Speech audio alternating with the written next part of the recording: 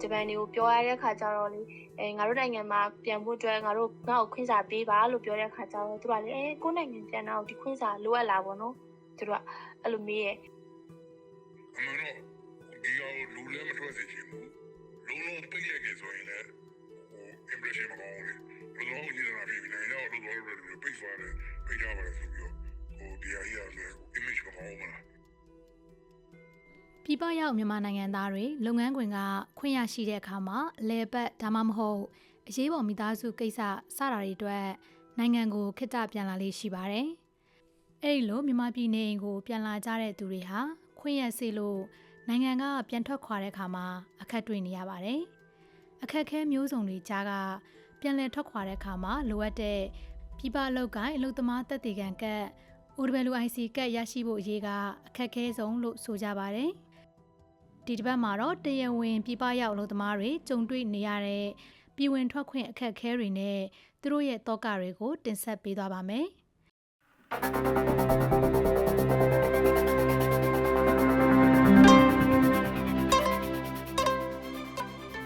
မင်္ဂလာပါရှင် Frontier မြန်မာကထုတ်လွှင့်တင်ဆက်တဲ့ဒို့အတန် podcast အစီအစဉ်ကနေကြိုဆိုပါရစေ။ဒီဆောင်မကိုဝတန်ကရေးသားတင်ဆက်ထားပါတယ်။ဆောင်းမအတွင်းလုံခြုံရေးအခြေအနေတွေကြောင့်နာမည်တချို့ကိုပြောင်းလဲအသုံးပြုထားပါတယ်ရှင်။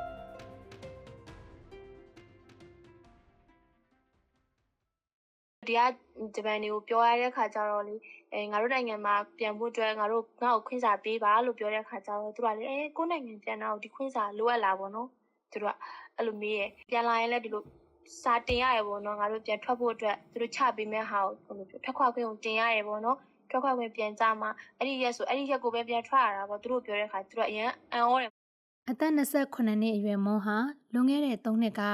အေဂျင်စီတစ်ခုနဲ့ချိတ်ဆက်ပြီးတော့ဂျပန်နိုင်ငံကိုခက်ခဲနဲ့ထွက်လာခဲ့ပါတယ်။လက်ရှိမှာတော့သူဟာဂျပန်နိုင်ငံရဲ့ဝန်ဆောင်မှုလုပ်ငန်းတစ်ခုမှာအလုပ်လုပ်ကိုင်နေပါတယ်။ပြီးခဲ့တဲ့မတ်လကမမျှော်လင့်ထားတဲ့သတင်းစိုးတစ်ခုကသူ့စီကိုရောက်လာခဲ့ပါတယ်။ဒါကတော့ဖခင်ဖြစ်သူရဲ့အကျန်းမာရေးအခြေအနေဆိုးဆိုးဝါးဝါးရင်ဆိုင်နေရတယ်ဆိုတဲ့အကြောင်းပါမွန်းရဲ့မိသားစုဟာဆက်သွယ်ရေးခက်ခဲတဲ့နေရာမှာနေထိုင်ပါတယ်မိသားစုနဲ့တလားလောက်ဆက်သွယ်ပြတ်တောက်သွားပြီးအတိတယောက်စီကဖခင်ရဲ့ကျန်းမာရေးသတင်းကိုကြားပြီးတဲ့နောက်မှာတော့မွန်းတယောက်အိမ်ပြန်ခြင်းတဲ့စိတ်တွေကိုဘလို့မှထိန်းချုပ်လို့မရတော့ပါဘူးတရားဝင်ထောက်ထားအပြည့်စုံရှိပေမဲ့မွန်းအတွက်ကိုယ်နိုင်ငံကိုပြန်ဖို့ကမလွယ်ကူနေပါဘူးဒါဟာမွန်းနဲ့အတူ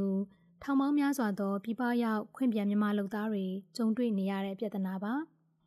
ခွင့်ရနဲ့မိမိနိုင်ငံကဆွေမျိုးမိဘတွေစီကိုအလဲပြန်လာတဲ့သူတွေဟာလုပ်ငန်းခွင်ခွင့်ရစေတဲ့အချိန်မြန်မာနိုင်ငံကနေပြန်ထွက်နိုင်မှုအတွက်အလုပ်သမားဝင်ကြီးဌာနမှာပြန်လည်ထွက်ခွာခွင့်လျှောက်ထားရပါတယ်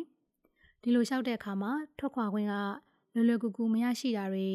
ပွဲစားကနေတဆင့်ငွေကြေးကိုပို့ပြီးတော့သုံးစွဲရတာတွေအဆရှိတဲ့အခက်အခဲတွေနဲ့ရင်ဆိုင်နေရပါတယ်။ပြန်လည်ထွက်ခွာခွင့်လျှောက်တဲ့အခါမှာလေရင်လက်မှတ်မိတ္တူပြည်ပအလုပ်ကိုင်လုပ်သမားသက်သေခံကတ်ဖြစ်တဲ့ OWIC ကတ်မိတ္တူအလုပ်ရှင်ရဲ့ခွင့်စာမိတ္တူအပါအဝင်စာရွက်စာတမ်း6ခုနဲ့တင်ရပါတယ်။အဲ့ဒီထဲကအခက်အခဲဆုံးကတော့ OWIC ကတ်ပါ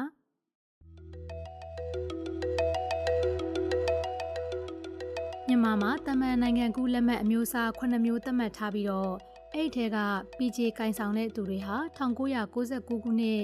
ပြည်ပအလုပ်ကိုင်ဆိုင်ရာဥပဒေနဲ့အညီပြည်ပကိုထွက်ခွာနိုင်မှုအတွက်ပြည်ပအလုပ်ကိုင်အလုပ်သမားသက်သေခံကတ် OWIC ကတ်လိုအပ်ပါတယ်။အဲ့ဒီကတ်ကိုအလုပ်သမားဝင်ကြီးဌာနကနေတဆင့်လျှောက်ရတာပါ။နိုင်ငံခြားကိုမထွက်ဘူးသေးတဲ့ကျွမ်းကျင်အလုပ်သမားတွေအတွက် OWIC ကတ်အသစ်လျှောက်ဖို့အဆင့်3ဆင့်လိုအပ်ပြီးတော့ပထမဆုံးအနေနဲ့နေပြည်တော်မှာရှိတဲ့အလုပ်သမားဝင်ကြီးဌာနကိုကတ်ပြုလုပ်ခွင့်အရင်လျှောက်ရပါတယ်။ကတ်ပြုလုပ်ခွင့်ကြားတဲ့အခါမှာတော့ရန်ကုန်မှာရှိတဲ့ကတ်ထုတ်ပေးရေးစင်တာမှာကတ်ထုတ်ရပါတယ်။အဲ့နောက်မှာတော့နေပြည်တော်ရုံးမှာထွက်ခွာခွင့်ပြန်တင်ရပါတယ်။ကတ်ရှိပြီးသားနိုင်ငံခြားမှာအလုပ်လုပ်ကိုင်နေတဲ့မွန်းတို့လိုအလုပ်သမားတွေအတွက်ကတော့ခွင့်နဲ့အိမ်ကိုပြန်ပြီးတော့နိုင်ငံကနေပြန်ထွက်ချိန်မှာ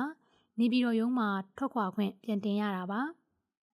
ညီမအဲ့ဒီမသွားခင်တစ်ပတ်လောက်လိုတဲ့ညီမအဲ့လိုစုံစမ်းနေပေါ့နော်သူတို့လမ်းကြောင်းတွေကတော့ရှိတယ်အမရဲ့အဲ့လိုပုံစံမျိုးပေါ့နော်အဲ့လိုစာတင်ရတယ်ဒါပေမဲ့ညီမကြည့်လိုက်တော့ညီမသွားဖို့လို့တော့ဘလို့မှစာတင်မကြတဲ့လူတွေအများကြီးဖြစ်တယ် နောက်တစ်ခါကျတော့အဲ့လိုစာခဲလို့စာမကြားခဲ့ဘူးဆိုလို့ရှိရင်သူတို့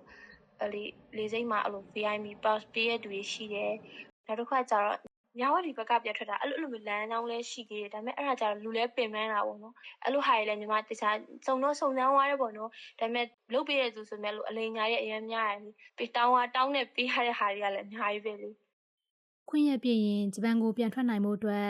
နီလန်းမျိုးစုံကိုစုံစမ်းပြီးတဲ့နောက်မှာတော့မွန်တယောက်အိမ်ပြန်မှုပြင်ဆင်ပါတယ်။ဒါပေမဲ့သူဂျပန်ကနေမထွက်ခွာခင်တညအလိုမှာပဲစစ်ကော်မရှင်ရဲ့အလုပ်သမားဝန်ကြီးဌာနကစီကံချက်အသစ်တစ်ခုထုတ်ပြန်လိုက်ပါတယ်။အဲ့ဒါကတော့ခွင့်စာအတုတွေကိုစစ်ဆေးဖို့အတွက်သက်ဆိုင်ရာနိုင်ငံကမြန်မာတန်ယုံရဲ့ထောက်ခံချက်ကိုပါထပ်ပြီးတော့ယူဆောင်လာရမယ်ဆိုတဲ့အမိန့်ပါ။ရှေ့ဆက်ဘာတွေဖြစ်မလဲဆိုတဲ့စိုးရိမ်စိတ်တွေနဲ့ပဲမွန်တယောက်လေရင်မော်ကိုတက်ပြီးတော့မြန်မာပြည်ကိုပြန်လာခဲ့ပါတယ်။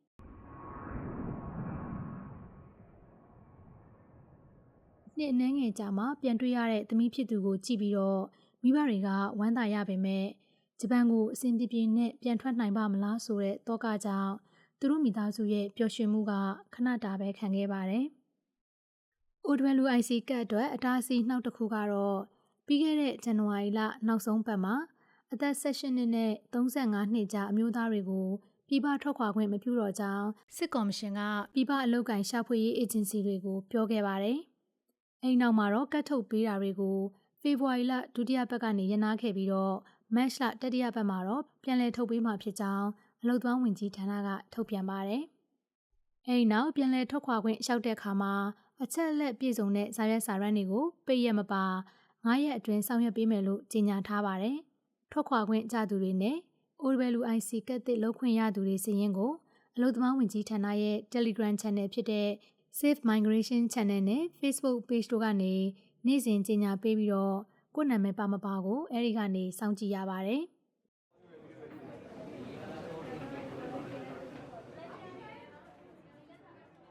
မဆဆာက OWIC ကတ်နဲ့ပတ်သက်ပြီးဝန်ဆောင်မှုတွေလှုပ်ဆောင်ပေးနေတာ4နှစ်ခန့်ရှိပါပြီ။သူက OWIC ကတ်သစ်လျှောက်ပေးတာတွေခွင့်ပြန်လုပ်သမားတွေကိုထွက်ခွာခွင့်ပြန်လျှောက်ပေးတဲ့ဝန်ဆောင်မှုတွေကိုလုပ်ပေးပါတယ်။လိုအပ်တဲ့စာရွက်စာတမ်းတွေကိုကိုယ်တိုင်သွားရောက်တင်ပေးပြီးလုပ်ငန်းအကုန်ပြီးမှဝန်ဆောင်ခယူပါတယ်။သူဝန်ဆောင်မှုပေးခဲ့တဲ့သူကတောင်းကနန်းရှိနေပြီလို့ဆိုပါတယ်။ခွင့်ပြန်လုပ်သမားတွေမှာရက်တူတူနဲ့ပြန်လာတဲ့သူတွေအတွက်အဆင်ပြေပေမဲ့တလကျော်ကြာပြန်လာတဲ့သူတွေအတွက်ကတော့ခက်ခဲတယ်လို့မဆာဆာကဆိုပါတယ်။ရက်တူလုပ်သမားတွေအတွက်ထွက်ခွာခွင့်ပြန်တင်တဲ့အခါမှာလိုအပ်တဲ့စာရွက်စာတမ်းတွေကိုထုတ်ပြန်ကြေညာပေမဲ့ခွင့်ရရှိလုပ်သမားတွေအတွက်ကတော့မျှော်လင့်ချက်မဲ့တယ်လို့သူကဆိုပါတယ်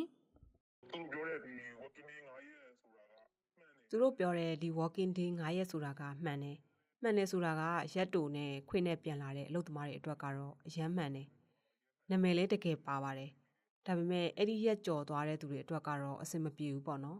။ဒီလိုဖြစ်နေတဲ့အခြေအနေမျိုးမှာအလုပ်သမားဝန်ကြီးဌာနရုံးကိုဖုန်းနဲ့ဆက်သွယ်မေးမြန်းရင်လည်းဖုန်းမကင်သလို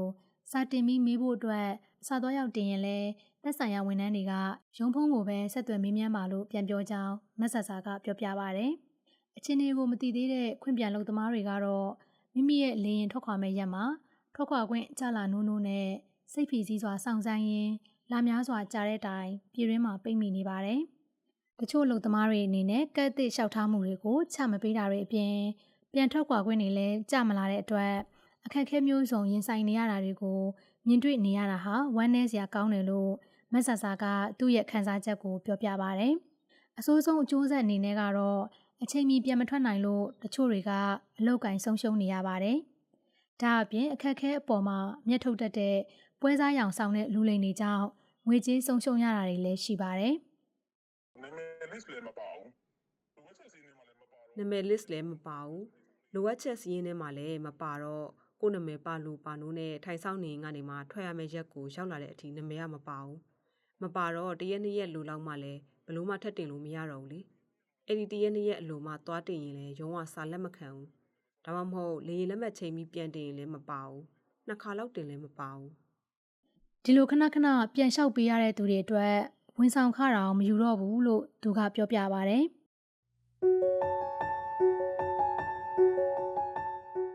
နိုင်ငံတွင်းကိုခွင့်နဲ့ပြန်ဝင်လာတဲ့သူတွေဟာများသောအားဖြင့်မိသားစုကျန်းမာရေးအတွက်ပြန်လာကြသူတွေများပြီးတော့ပွဲတော်တွေမှာပြန်လာကြတဲ့သူတွေလည်းရှိပါတယ်။ ဒီလိုခက်ခဲတွေကိုများသောအားဖြင့်တရားဝင်လမ်းကြောင်းကနေပြန်ဝင်လာကြတဲ့မလေးရှားဂျပန်ကိုရီးယားနဲ့စင်ကာပူနိုင်ငံတွေမှာအလုပ်လုပ်ကိုင်နေတဲ့သူတွေအဓိကကြုံတွေ့နေရတာပါပြီးခဲ့တဲ့စစ်တပ်ရဲ့ယူနီဖောင်းและအစိုးရတက်လာချိန်မှာတော့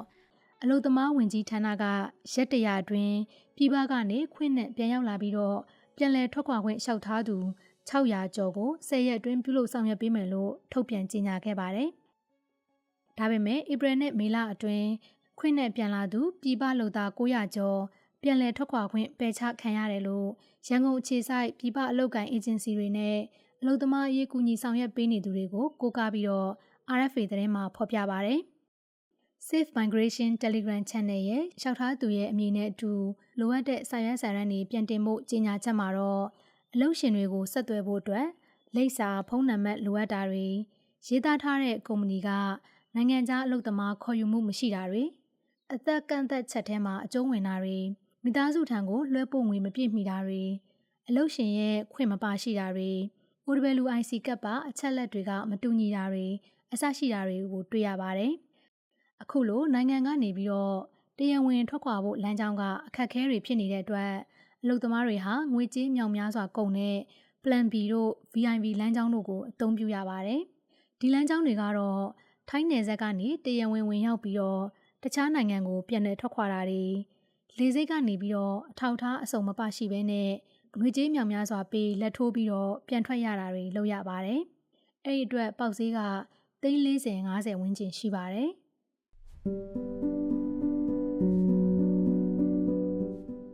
။အသက်30ဝန်းကျင်ရှိတဲ့ကိုအောင်က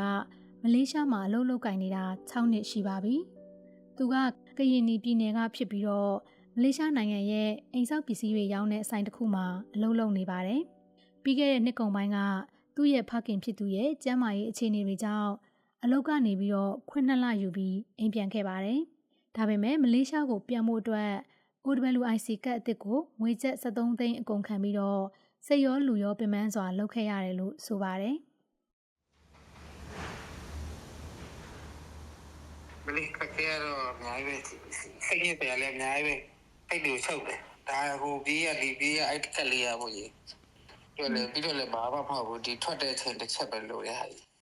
အခုချိန်ထိကတ်မရဘဲနဲ့3လတစ်ကြိမ်ဗီဇာတက်တန်းတိုးပြီးတော့ကတ်ရဖို့စ조사နေတဲ့သူတွေလည်းရှိတယ်လို့ကတ်ရရှိရေးကိုအကျိုးဆောင်ပေးနေသူတွေကပြောပြပါတယ်ဒီလိုတင်းကျပ်တဲ့အပေါ်မှာပြည်ပအလုပ်ကိုင်ရှာဖွေရေးအေဂျင်စီတစ်ခုရဲ့တာဝန်ရှိသူတဦးကသူ့ရဲ့အမြင်ကိုအခုလိုပြောပါတယ်အမှန်တော့ဒီဟာကိုလူလည်းမထွက်စေချင်ဘူးလုံးလုံးပိတ်လိုက်ကြဆိုရင်လည်းimpression မကောင်းဘူးလေဘယ်လိုမှညနေလာပြီနိုင်ငံတော့လို့တော့လို့ပိတ်သွားတယ်ပိတ်ထားပါတယ်ဆိုပြီးတော့ဒီဟာကြီးကလည်း image မကောင်းဘူးလားအဲ့လိုမျိုးရှိတော့အဲ့လိုမျိုးရှိတော့ဒီဟာအထွတ်တော့ပြတယ်စီစစ်ထားတာပေါ့မှုဆိုရင်တော့လူတရားရှိတရားထွက်တယ်တွားနေကြတာပဲအရေးကြီးတာပုံမှန်တော့ခွန်ဆောင်တယ်သူက tax rate တွေပါဆိုရင်ဒါပုံမှန်လို့ရိုးလို့စစ်တိုင်းလွတ်ပေးဖို့ပြောနေတာအခုကအစားအစာရတာကိုဘေးကျန်နိုင်ကြတင်းနေကြကုလသမဂ္ဂရဲ့အပြည်ပြည်ဆိုင်ရာလူခွင့်ရေးကြေညာစာတမ်းအပိုက်73အရာကတော့လူတိုင်းဟာမိမိနေရာတိုင်းပြည်ကနေ၎င်းတခြားတိုင်းပြည်ကနေ၎င်းထွက်ခွာခွင့်ရှိတဲ့အပြင်မိမိရဲ့တိုင်းပြည်ကိုလည်းပြန်လာပိုင်ခွင့်လည်းရှိပါတယ်။ဆီယနာသိန်းကောင်းဆောင်မင်းအောင်လှိုင်အုပ်ချုပ်မှုအောက်ကမြန်မာပြည်သူတွေမှာတော့ဒီအခြေခံလူခွင့်ရေးတရက်ဖြစ်တဲ့လွတ်လပ်စွာရွှေ့ပြောင်းသွားလာခွင့်လွတ်လပ်စွာမိမိတိုင်းပြည်ကိုပြန်လာခွင့်နဲ့ထွက်ခွာခွင့်အစရှိတာတွေကအပြည့်အဝမရှိဘဲနဲ့ရုန်းကန်နေရပါတယ်။ပွဲစားမဆန်စာကတော့ OWIC ကတ်ကြောင့်နိုင်ငံရောလူသားတွေပေါ်မှာပါကောင်းကျိုးရှိနိုင်တယ်လို့ယူဆပါတယ်။ဒီကက်ရှိရတဲ့အတွက်ကြောင့်မလို့မတို့ဒီနိုင်ငံတော်ရဲ့ budget တွေရောဒီအခွန်အခတွေဒီကက်ရှိရဲ့အတွက်ကြောင့်မို့အမတို့နိုင်ငံတော်ရဲ့ budget တွေရောအခွန်အခတွေရောအခွန်ရှောင်နေတဲ့ဟာတွေရောပေါ့နော်နိုင်ငံခြားငွေလည်းတိုးတက်လာမယ်အခွန်တွေလည်းတိုးတက်လာမယ်ပေါ့ပြီးတော့အလုပ်သမားဥယေဘလောက်ဆိုတာလဲစစ်တမ်းကောက်ယူလို့ရတယ်ပြီးတော့အလုပ်သမားတွေရဲ့လုပ်ငန်းခွင်အနိုင်ကျင့်ခံရတာတွေလုပ်ငန်းခွင်ဆုံးရှုံးခံရမှုတွေအားလုံးကိုလည်းဒီကက်ရှိနေရင်ကူညီပေးနိုင်တယ်ပေါ့နော်တန်ရုံးကသူတို့လုပ်ပေးနိုင်တဲ့ဟာကိုလုပ်ပေးမှာပေါ့ရည်ရွယ်ချက်ကကောင်းမွန်ပေမဲ့ကန့်သက်ချက်တွေနဲ့ထုတ်ပေးနေတာတွေအချိန်ကြန့်ကြာနေတာတွေကြောင့်ပြဿနာရှိနေတာလို့သူကဆိုပါတယ်။ OWIC ကတ်ဟာပြည်ပလုပ်ငန်းခွင်တွေမှာမြန်မာလူသမားတွေကြုံတွေ့ရလေရှိတဲ့အနိုင်ကျင့်ခံရမှုတွေနဲ့လုပ်ငန်းခွင်ဆုံးရှုံးခံရမှုတွေကိုကူညီပေးနိုင်မှုရည်ရွယ်တဲ့ အလုပ်သမားတွေအတွက်အသုံးဝင်တယ်လို့ပြောကြားချက်တွေကိုကိုမင်းထိုက်ကလက်မခံပါဘူးကိုမင်းထိုက်ဟာမလေးရှားနိုင်ငံရောက်မြန်မာလုပ်သားတွေနဲ့ဒုက္ခသည်ရေးကိုဆောင်ရွက်ပေးနေတဲ့မြန်မာ Labor Affairs and Refugee Organization အဖွဲ့ရဲ့ဥက္ကဋ္ဌတဦးဖြစ်ပါတယ်ကျွန်တော်ကအဆုံးထိပြောလိုက်တော့မယ်လူတည်ဆုံးသွားတဲ့အထိကျွန်တော်ကြားသိရတဲ့လောက်ကတစုံတယောက်မှကူညီမှုမရှိသေးဘူးနောက်ဆုံးကကျွန်တော်တို့ပဲကူညီသွားရတာဖြည့်ရှင်းပေးနေတာမဟုတ်ဘူးနော်လုံးဝဖြည့်ရှင်းပေးနေတာမဟုတ်ဘူးနောက်ပြီးတော့ရှိရင်အခုလိုမျိုးပေါ့အခုလူတန်းမှုတွေဆိုတအားဖြစ်နေတယ်ကျွန်တော်ဒီလထဲမှာဆိုရင်9ခု10ခုလောက်ရှိတယ်အဲ့လိုမျိုးပေါ့နော်မတော်လို့ဖမ်းခံရတယ်လောက်သွားတဲ့လူကတခြားတစ်ယောက်ဒီကမစီမဆိုင်လူတွေပေါ့နော်သူက suspect အနေနဲ့ခေါ်သွားတယ်စစ်ဆေးတယ်အဲ့လိုမျိုးကိုကြီးတောင်းဆိုတာလည်းမရဘူးဒီမှာအဲ့လိုမျိုး OIC ရှိတယ်ဆိုရင်ဖြည့်ရှင်းပေးတယ်ဆိုရင်အတိုင်းထက်လွန်ပေါ့အားလုံးကဒီကကိုလူပြီးတော့လုပ်ကြအောင်ပါဒါဟာဌာနပေါင်းစုံအတွက်စားပေါက်ချအောင်တစ်ခုပြီးတစ်ခုထွေနေတယ်လို့ပဲလို့သူကဆိုပါတယ်ဒီကက်ဟာပြည်ပရောက်အလုပ်သမားတွေအတွက်အကျိုးရှိလိမ့်မယ်လို့မောင်းကလည်းမယုံကြည်ပါဘူးဒီမှာဆိုရင်ညီမတို့လုံးနေလို့ရှိရင်အလုပ်ကမပြောင်းတာမဟုတ်ဘူးလေညီမတို့ဆိုရင်အလုပ်တူရင်တောင်မှအလုပ်ရှင်ပြောင်းနေမယ်ဒီကုမ္ပဏီမှာမကောင်းလို့နောက်ကုမ္ပဏီမှာလုပ်မယ်ဒါမှမဟုတ်ဒီအလုပ်ကိုမလုပ်ချင်တော့လို့နောက်အလုပ်ကိုရှာပြီးလုပ်ရင်လုပ်မယ်အလုပ်ပြောင်းရင်လည်းပြောင်းသွားမယ်အဲ့ဒီခါကျရင်ဒီကက်ကအစ်စ်ပြန်လုပ်ရတာရှိတယ်ညီမတို့ဒီမှာရောက်နေတဲ့စီကျတော့အဲ့ဒီကက်ကိုအစ်စ်ပြန်လုပ်လို့မရတော့ဘူးပြန်စဉ်းစားကြည့်အသုံးဝင်တော့ဘောမိုင်းအာဏာသိမ်းပြီးတဲ့နောက်နိုင်ငံရေးအခြေအနေတွေအရတရားမဝင်ထွက်ပြီးတော့အလုပ်လုပ်ကင်နေရတဲ့အလုပ်သမားကတန်းနဲ့ချီရှိပါတယ်အပြည်ပြည်ဆိုင်ရာရွှေ့ပြောင်းအလုပ်သမားအဖွဲ့အစည်း IOM နဲ့ကုလသမဂ္ဂ UN တို့ရဲ့စစ်တမ်းတွေအရလက်ရှိမှာတော့ထိုင်းနိုင်ငံတစ်ခုထဲမှာတွင်မြန်မာနိုင်ငံသား 4.1 သန်းကျော်ရှိပါတယ်။နိုင်ငံရေးအခြေအနေတွေအပြင်တင်းကျပ်တဲ့မူဝါဒတွေကြောင့်လူငယ်တွေဟာနိုင်ငံကနေအဆင်ပြေသလိုထွက်လာခဲ့ကြရပါတယ်။ဒါတွေရဲ့နောက်ဆက်တွဲတွေကတော့အထောက်အထားအခိုင်အလုံမလုပ်နိုင်တဲ့အတွက်ဥပဒေကြောင်းအရအကာအကွယ်မဲ့တာတွေလုပ်အားကောင်းပုံဖြတ်ခံရတာတွေလူကုန်မှုခံရတာတွေအာဓမစေခိုင်းခံရတာတွေနဲ့ပြည်နှင်တန်းပေးခံရတာတွေရှိပါတယ်။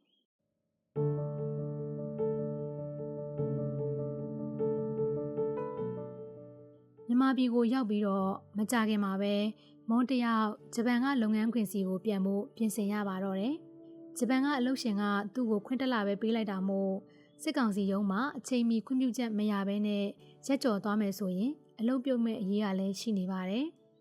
ဒါကြောင့်ပဲသူဟာပုံမှန်ဆိုရင်ငွေပေးစရာမလိုဘဲနဲ့ရှောက်ထားလို့ရတဲ့ထွက်ခွာခွင့်ကိုပွဲစားကနေတဆင့် VIP လမ်းကြောင်းသုံးပြီးတော့ရှောက်ထားဖို့ဆုံးဖြတ်ခဲ့ပါတယ်။လေရင်မထွက်ခင်10ရက်အလိုမှာပဲတေချာပေါက်ပြန်လည်ထွက်ခွာခွင့်ရဖို့အတွက်ပွဲစားကိုငွေကျပ်25သိန်းပေးခဲ့ရပါတယ်။ဒါဟာဂျပန်မှာအခွန်ဆောင်ပြီးမှရတဲ့သူ့ရဲ့တလစာဝင်ငွေဖြစ်ပါတယ်။ပြည်တွင်းမှာမပိတ်မိကျင်တဲ့မွန်အတွက်ဒီထက်ကောင်းတဲ့ရွေးချယ်စရာတော့မရှိပါဘူး။လေစိတ်မှာငွေကြေးပေးခဲ့ရတာတွေရှိပြီးတော့အဆင့်ဆင့်ဖြတ်ကျော်ပြီးချိန်မှာတော့ဂျပန်ကိုပြန်ရောက်ရှိနေပါပြီ။ဒါပေမဲ့သူနောက်တစ်ခေါက်တော့အိမ်မပြန်တော့ဘူးလို့ဆိုပါတယ်။သူပါဝင်ဒို့တန်နဲ့စကားပြောခဲ့တဲ့အလုပ်သမားတွေကအလုပ်သမားတို့အတွက်အကျိုးမရှိတဲ့ OWIC ကတ်ကိုဖျက်သိမ်းပေးဖို့အတွက်လိုလားနေကြပါတယ်။ဘယ်နိုင်ငံသားဖြစ်ကိုယ်နိုင်ငံကိုပြန်မယ်ဆိုရင်လွယ်ကူရမှာလေ။ညီမတို့ကဘာမှမလိုဘူးလေ။ညီမတို့အိမ်ကိုပြန်မယ်ဆိုလို့ရှိရင်ညီမတို့ passport ရှိမယ်မြန်မာနိုင်ငံကမှတ်ပုံတင်လေးရှိမယ်ဆိုလို့ရှိရင်လေလက်မှတ်ဖြတ်ပြီးပြန်သွားရုံပဲမှာရယ်။ဘာခွင့်စာမှတောင်းစရာလည်းမလိုဟုတ်တယ်မလား။ကိုယ်နိုင်ငံကိုပြန်တာလေ။အဲ့ခါကျတော့မလိုအပ်ဘူးပေါ့နော်အဲ့ဒီဟာတွေက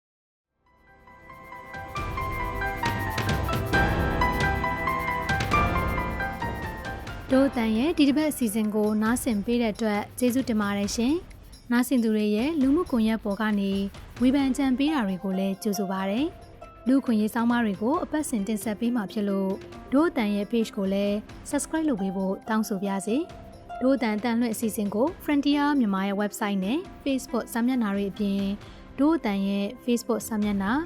SoundCloud YouTube, iTunes, Spotify, Telegram နဲ့ Instagram တို့ကနေလည်းဝင်ရောက်နားဆင်နိုင်ပါတယ်။နောက်တစ်ပတ်မှာထုတ်လွှင့်မယ်ဒို့တန် podcast ကိုလည်းစောင့်မျှော်နားဆင်ပေးကြပါအောင်ရှင်။